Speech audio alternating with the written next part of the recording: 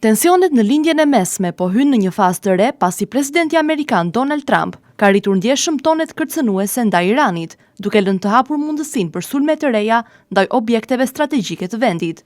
Në një reagim në platformën e tij, Truth Social, Trump deklaroi se ushtria amerikane nuk e ka filluar ende të shkatërrojë atë që ka mbetur në Iran, duke sinjalizuar për një përshkallëzim të mundshëm të operacioneve ushtarake. Ai përmendi në mënyrë të drejtë për drejtë objektiva si urat dhe termocentralet dhe shtoi se udhëheqja e regjimit të ri e di se çfarë duhet bërë dhe duhet bërë shpejt. Deklaratat e tij të forta dhe të paqarta në detaje konkrete duket se lidhen me presionin e vazhdueshëm të administratës amerikane ndaj Teheranit për të arritur një marrëveshje i cili do të jepte fund konfliktit aktual.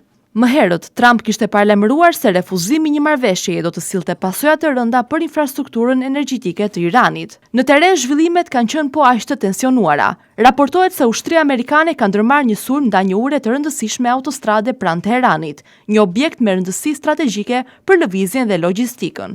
Konflikti, i cili nisi një muaj më parë më 28 shkurt, ka përfshirë drejt për drejt Shtetet e Bashkuara të Amerikës dhe Izraelin në operacione ushtarake kundër Iranit.